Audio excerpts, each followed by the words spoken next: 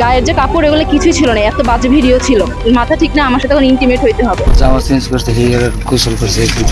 গোসলের ভিডিও ধারণ করে এক তরুণীকে শারীরিক সম্পর্কের প্রস্তাব দিয়ে ব্ল্যাকমেল করার অভিযোগ উঠেছে কথিত মামার বিরুদ্ধে। তবে ভয়ে চুপ থাকেননি ওই তরুণী। স্বামী ও পরিবারের সহযোগিতায় ফাঁদ পেতে জহিরুল নামের ওই লম্পট মামাকে হাতে নাতে ধরিয়ে দিয়েছেন তিনি। বরিশালের বিসিক শিল্প নগরী এলাকায় চাঞ্চল্যকর এই ঘটনা ঘটে।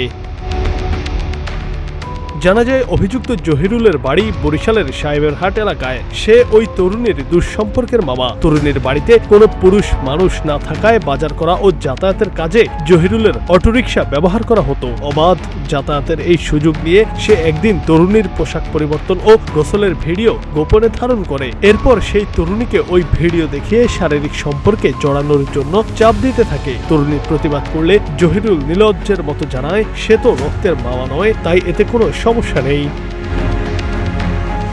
এমন পরিস্থিতিতে মানসিকভাবে ভেঙে পড়লেও ওই তরুণী অসাধারণ সাহসিকতার পরিচয় দেন। তিনি বিষয়টি গোপন না রেখে নিজের স্বামী, মা এবং বিএনসিসির পরিচিত বড় ভাইদের জানান। পরিবারের পূর্ণ সমর্থনে লম্পট জহিরুলকে ধরার ফাঁদ পাতা হয়। পরিকল্পনা অনুযায়ী তরুণী রাজি হওয়ার ভান করে জহিরুলকে দেখা করার জন্য বরিশালের বিসিক শিল্পনগরীর একটি নির্জন এলাকায় ডাকেন।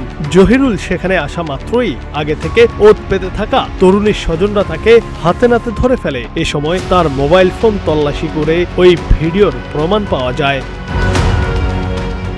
খবর পেয়ে পুলিশ ঘটনাস্থলে পৌঁছে জহিরুলকে আটক করে। ভুক্তভোগী তরুণী ও তার মা এই জঘন্য অপরাধের জন্য অভিযুক্তের দৃষ্টান্তমূলক শাস্তির দাবি জানিয়েছেন এবং আইনি পদক্ষেপ নিচ্ছেন। তরুণীর এই সাহসী পদক্ষেপ সমাজে এক ইতিবাচক বার্তা দিয়েছে। ভয় পেয়ে অপরাধীর কাছে নতি স্বীকার না করে পরিবারের সমর্থন নিয়ে দ্রুত আইনি ব্যবস্থা গ্রহণ করা উচিত।